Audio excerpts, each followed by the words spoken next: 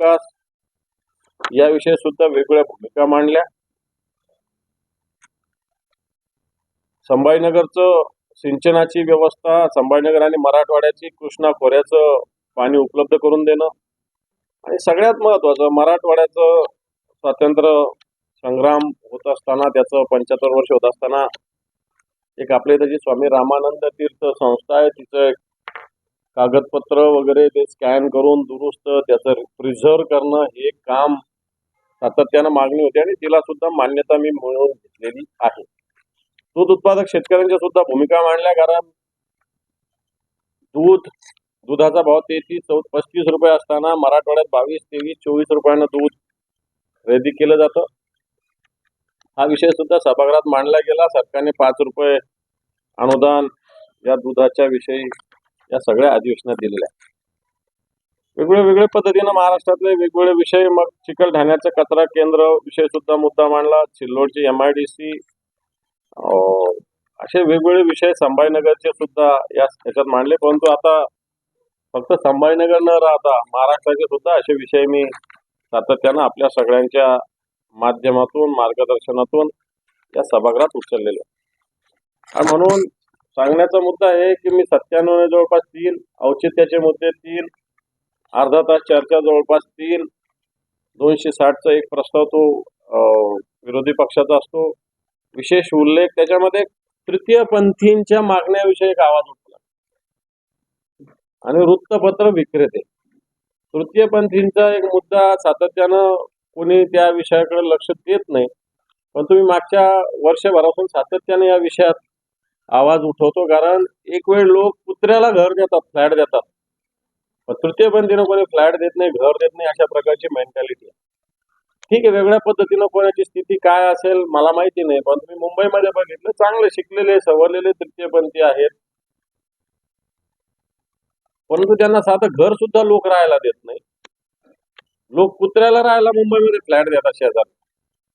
परंतु तृतीयपंथी, मग हा आवाज यांची सगळी संघटने, महाराष्ट्र लेवलचं, देश लेवलचं, मुंबईचं, ही सगळी मंडळी सातत्यानं माझ्या संपर्कात आली. मी शासकीय अधिकाऱ्यांवर बैठक घेतली आणि आता यांच्यासाठी एक मंडळ होण्याची प्रोसेस शेवटच्या टप्प्यात जाऊन पोहोचलेली तृतीयपंथीसाठी. मग त्यांना नोकरीमध्ये रिझर्वेशन असेल काही प्रमाणात, जे काही प्रमाण ठरेल ते, मग घरामध्ये राखीव कोटा त्यांच्यासाठी, म्हाडा, सिडको, हे ज्यावेळेस किंवा एखादा बिल्डर सुद्धा एखादं ज्या स्कीम करेल त्याच्यामध्ये सुद्धा रिझर्वेशन असावं, असा मुद्दा मांडला.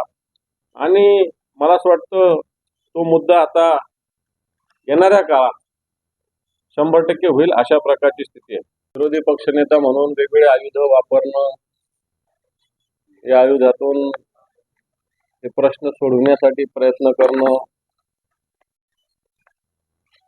हे सातत्यानं मागच्या अधिवेशनात भले ते 10 दिवसाचं होतं, पण त्यात पुरेपूर करण्याचा प्रयत्न मी केलेला आहे.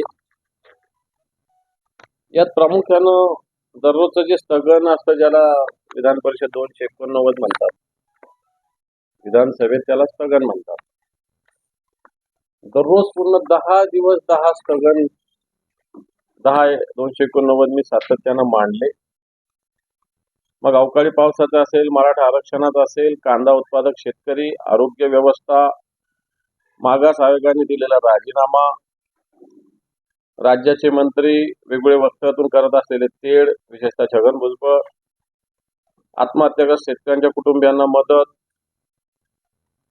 दाऊदच्या नातेवाईकाच्या लग्न सोहळ्यात वेगवेगळे लोकप्रतिनिधी, भारतीय जनता पार्टीचे, नागपूर येथे झालेला सोलर इंडस्ट्रीमध्ये झालेला एक्सप्लोजन, नंतर ठाण्यामध्ये प्रिया सिंग नामक तरुणीला कार खाली चिडण्याचा प्रयत्न, मुंबईतील पुन्हा एक मोठा वांद्रेमध्ये अदानीला देण्यात आलेला मोठा भूखंड, असे विषय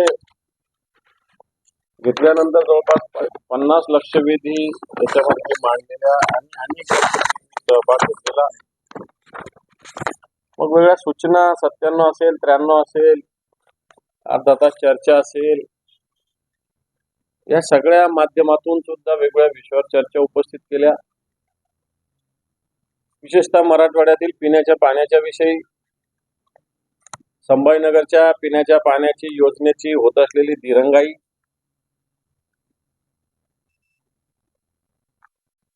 अतिवृष्टी आणि गारपीटीमुळे झालेल्या शेतकऱ्यांच्या नुकसान भरपाईची मदत, हे विषय सातत्यानं मराठवाड्यातले मी घेतले नव्हे त्याच्याविषयी आवाज उठवला. आणि म्हणून या सगळ्या गोष्टीची आपल्याला माहिती असावी, म्हणून हे सगळं होत असताना मग कायदा सुव्यवस्थेचे मुद्दे मी मांडले, आरोग्य व्यवस्थेचे मुद्दे मांडले, ड्रग्सचा जो वाढता सगळ्या महाराष्ट्रामध्ये, आपल्या संभाजीनगरात सुद्धा ड्रग्सच्या कारखान्यावर कारवाई केली गेली,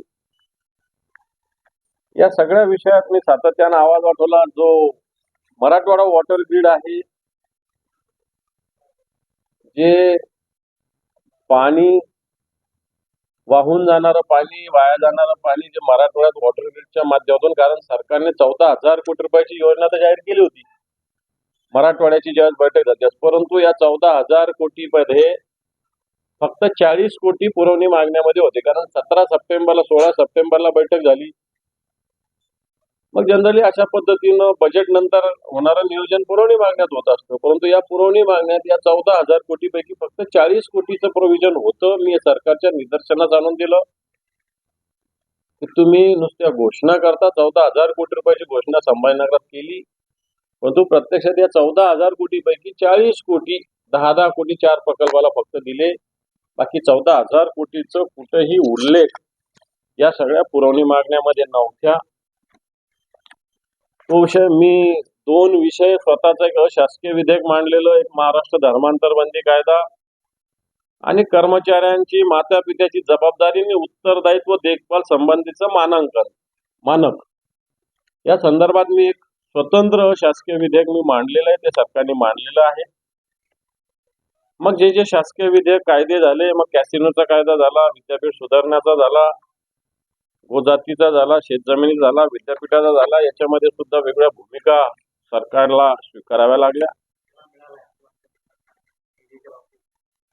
मी कधीच सरकारच्या दारात गेलो नाही. द्यायचं तर द्या, नाही द्यायचं तर नाही द्या. मी कधी निधीसाठी कोणत्याही मंत्र्याच्या मागे फिरलेलो नाही. पत्र ऑफिशियली पाठवून देतो, मेल करतो, व्हायचं होईल, नाही व्हायचं नाही होईल, त्याला मी काय करणार.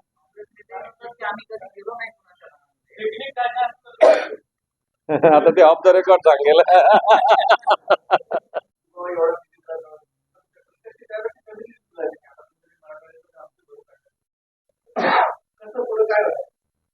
सगळ्यात महत्वाचं, आत्ताच्या घडीला वैधानिक विकास मंडळच अस्तित्वात नाही. 2021 ला वैधानिक विकास मंडळाची मुदत संपलेली आहे. 2020 ला त्या सरकार महाविकास आघाडीचं होतं, पण आपल्याला माहित आहे वैधानिक विकास मंडळाच्या नियुक्त्या राज्यपाल करत असतात. आणि राजकारणी अँगलने त्या सरकारने पटकन निर्णय घेतला नसेल, परंतु आता हे सरकार अशा पद्धतीनं मागा शब्द नाही वापरणार मी, पण प्रगतीमध्ये थोडं मागं राहिलेले जे भाग आहे, विदर्भ असेल, मराठवाडा असेल, याच्यासाठी विशेषतः विकास मंडळ स्थापन झाले. या अधिवेशनात हा सुद्धा मुद्दा आम्ही सातत्यानं मांडला की वैधानिक विकास मंडळाची नव्यानं रचना व्हावी. कारण राज्यपालांनी दांडेकर समितीनं हा जो सगळा अविकसित भागाचा एक अहवाल बनवलेला आहे, मला असं वाटतं त्याच्याविषयी न्याय मिळवण्यासाठी ताबडतोब वैधानिक विकास मंडळाची स्थापना व्हावी, अशी मागणी आम्ही विरोधी पक्ष म्हणून केली. मला वाटतं सरकारने असा प्रस्ताव केंद्राकडे पाठवलेला आहे, कारण सातत्याने याला मुदतवाढ घ्यावी लागते. हे काही व्हावं टेम्पररी स्वरूपात वैधानिक विकास मंडळ, जोपर्यंत हे अविकसित भाग आहेत, जोपर्यंत पूर्ण महाराष्ट्र सारख्या वेगाने येत नाही. म्हणून निधी तर कोणता मिळालेलाच नाही. डॉक्टर कराड होते तर त्यांना 50 लाख मिळाला होता, तोही वितरित झाला नाही. 50 लाख, कोटी नाही, लाख. मला वाटतं या कामावर बोलू आपण.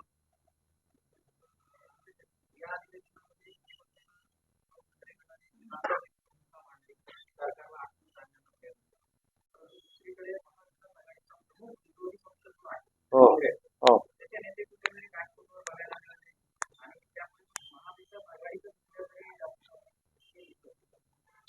महाविकास आघाडी एकत्रितपणे सगळ्या गोष्टी होत होत्या. रोज काँग्रेसच्याच कार्यालयात आमची बैठक व्हायची. पण तो एक शिवसैनिकाचा एक आक्रमक स्वभाव असतो, तो लोकांचा ताबडतोब दिसतो. काँग्रेस ही प्रश्नावर आवाज उठवते, परंतु तो लोकांच्या लक्षात येत नसतो. भूमिका सेम मांडल्या, शब्दरचना वेगवेगळी असते. आमची शिवसैनिकाची एक वेगळी भाषा असते, आक्रमक भाषा असते, एक गाव दोन तुकड्याची भाषा असते. काहू पाहू होईल जाईल ही भाषा शिवसैनिकाची नसतात. म्हणून तुम्हाला तसं वाटलं असेल, पण चांगलं आहे. असं जर वाटणंही काही वाईट आहे असं मी मानणार नाही, चांगलं आहे.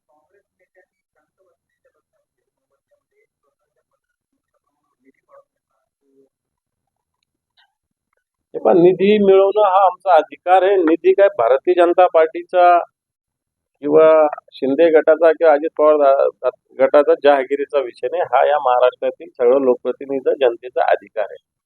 निधी म्हणजे काय आमदाराला निधी मिळत नसतो, त्या भागातील जनतेला तो निधी मिळत असतो.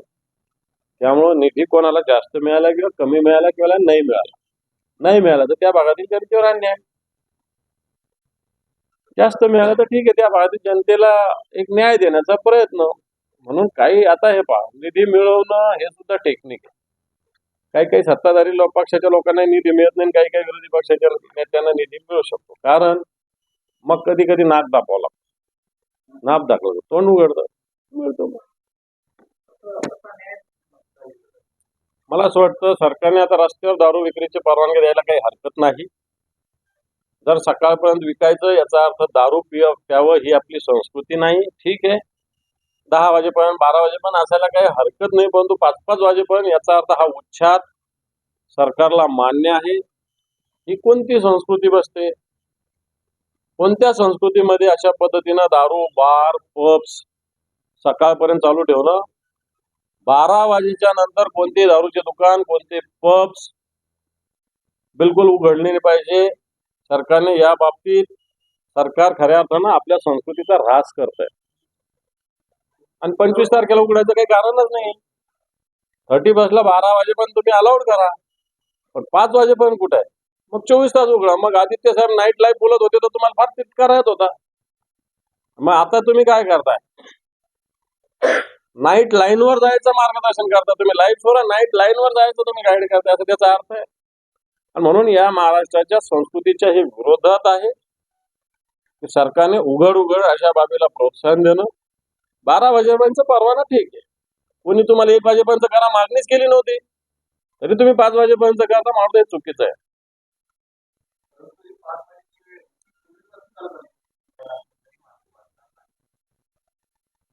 सभागृहाच्या बाहेर ज्या गोष्टी झाल्या याचा हक्कभंगाचा काही संबंध येत नाही, त्यामुळं त्याला काय अर्थ नाही. पण विषय कशासाठी? माफी कोणी मागितली? त्यांनी मागायला सांगितलं. त्यांनी काय सांगितलं?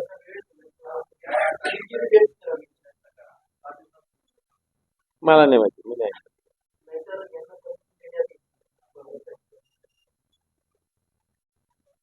ठीक आहे, होईल त्याच पाहून.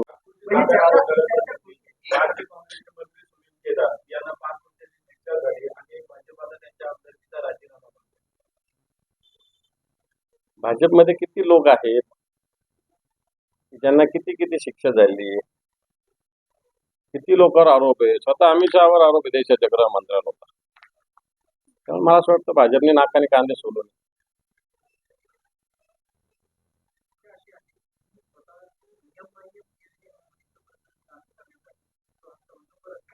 नाही, माझी नाही तर पीएचडी तिथे जाऊन नोंदणी केली होती, सीईटी दिली होती मी. कोणी काय? नाही, मी पेड दिलेली आहे. मला मार्क्स पडले त्यात 48. कोणते कुठं वेळ त्यात?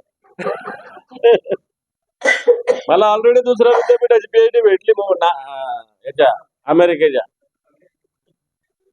मला तुम्ही ऐकलं असेल, आम्ही बोललो फक्त घोषणा. विदर्भाचे मुख्यमंत्री 5 वर्ष होते आत्ताचे भारतीय जनता पार्टी, आताही मागच्या 1.5 वर्षांनी त्यांचं सरकार आहे. नागपूर सारख्या शहरामध्ये देवेंद्र फडणवीसच्या मतदारसंघात गळाभर पाणी थोडासा पाऊस आल्यावर जमा झालं होतं. हाच नागपूरचा विकास. हा मुद्दा मी मांडला फडणवीसांच्या मतदारसंघात. मी तर जाऊन व्हिजिट करून आलो तिथं. इथं मुंबईमध्ये थोडा मोठा पाऊस पडला तरी 2 तासात सगळं पाणी बाहेर जातं. पण नागपूर तुम्ही फार मोठं डेव्हलपमेंटचं विकासाचं मोठं प्रतीक म्हणून निर्माण केलं, परंतु गळागळाभर 24-24 तास पाणी नागपूरमध्ये होतं. त्यामुळे या सगळ्या घोषणा आहे मुंबई महापालिका चौकशी आहे म्हटले पुण्याची करा, ठाण्याची करा, पिंपरी चिंचवडची करा, नवी मुंबईची करा, नागपूरची करा. कुठं बोलतात मग? कुठं तोंड उघडतं त्यांचं भाजप? नाही उघडत. त्याच्यामुळे आता यांनी मुद्दा मांडला होता की अशा लोकांना तिकीट देणार नाही, काही नाही, सगळ्या गोष्टी होतात. यांच्याकडे गेल्यावर सगळं पावन होतात.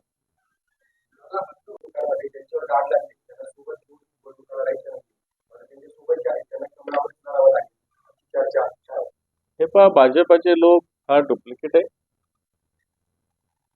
नवाब मलिकचा मुद्दा मी मांडला, अधिवेशनाची सुरुवातच नवाब मलिकनं झाली.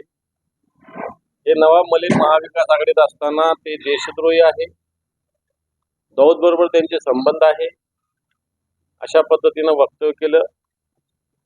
मग आता ती जामिनावर सुटल्यानंतर सत्ताधारी गटातच जाऊन बसले. मग त्यावेळेस त्यांचे दाऊदशी संबंध नव्हते का, हा प्रश्न मीच स्वतः केला. 4 तासात देवेंद्र फडणवीसांनी अजितदादांना पत्र लिहिलं. अजितदादा आणि देवेंद्र फडणवीस सोबत बसतात तरी पत्र लिहावं लागलं त्यांना. असं मी सांगू शकत नाही का बंडूच्या कानामध्ये, पण मला बंडूला पत्र लिहावं लागलं. बंडू तू असं असं केलं, तसं केलं, याचाच अर्थ राजकारण समजून घ्या. मग तुम्ही नवाब मलिक विषयी लिहिलं, मग दुसऱ्या दिवशी मी प्रफुल्ल पटेल विषयी पत्र लिहिलं. आपल्याला आठवत असेल 2019ला पंतप्रधान नरेंद्र मोदी यांची सभा होती, त्याच्यात असं ते बोलले होते की कुछ लोग मिर्ची का व्यापार करते हैं और कुछ लोग मिर्ची से व्यापार करते हैं. लक्षात आलं? इक्बाल मिर्ची जो आहे दाऊदच्या गँग मधला, त्याची प्रॉपर्टी आणि प्रफुल्ल पटेल या चर्चा नाहीये, ती प्रॉपर्टी जप्त झालेली मुंबईमध्ये वरळी भागामध्ये त्या, आणि त्या प्रॉपर्टीमध्ये ईडीचं ऑफिस आहे आता. याच्यावरती काय म्हणजे नवाब मलिकला तुम्ही एक लिहिता, प्रफुल्ल पटेलला वेगळं न्यायला होता. तो मुद्दा आम्ही मांडलेला आहे. नंतर गिरीश महाजन आणि भाजपचे काही आमदार ज्या पद्धतीनं दाऊद इब्राहिमचा जो भाऊ आहे त्याच्या नातेवाईकाच्या लग्नामध्ये तो मुद्दा मांडला.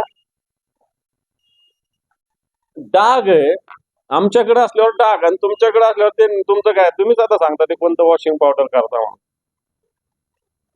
सरनाईकर डाग नाही, ईडी चिनकर तुम्ही नाही लावली.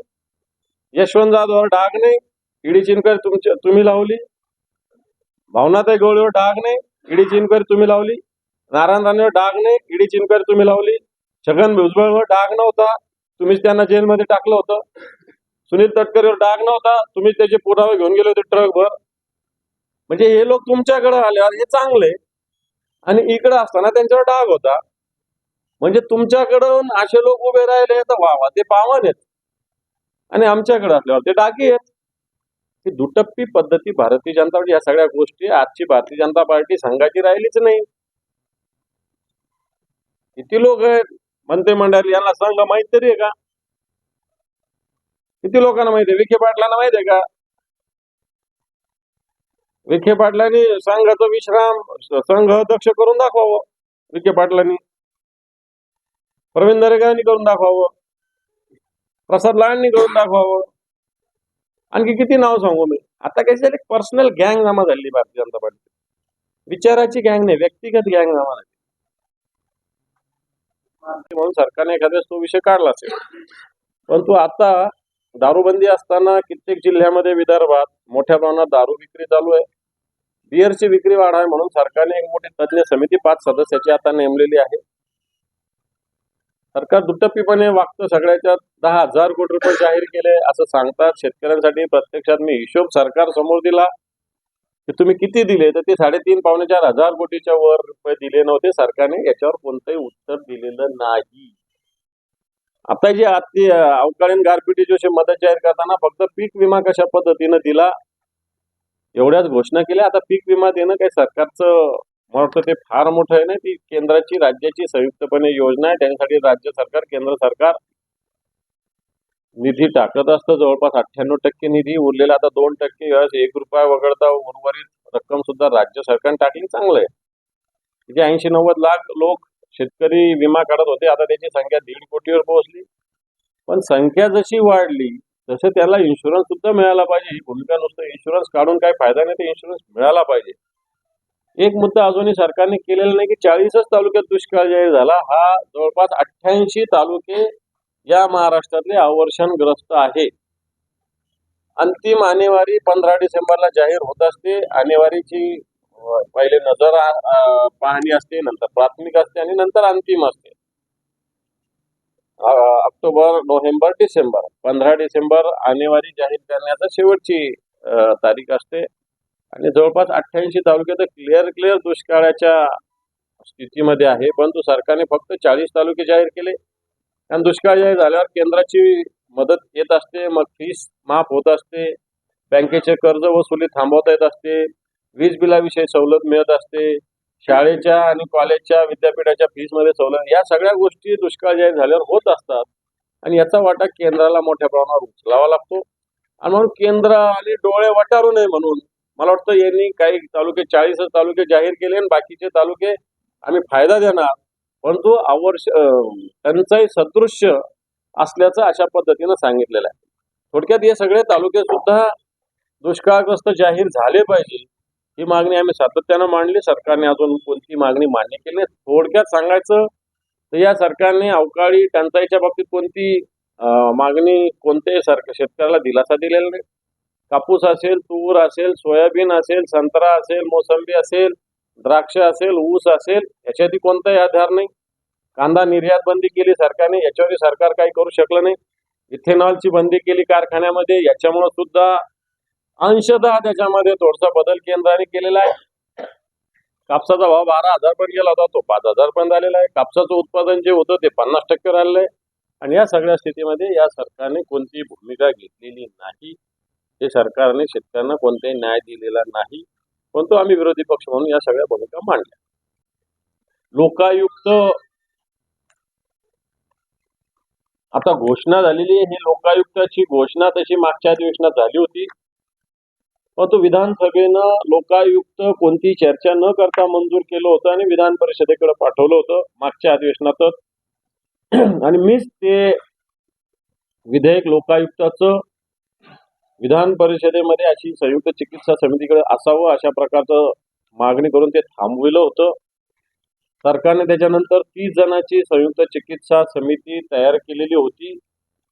या संयुक्त चिकित्सा समितीच्या मागच्या काळात जवळपास 6 बैठका झाल्या.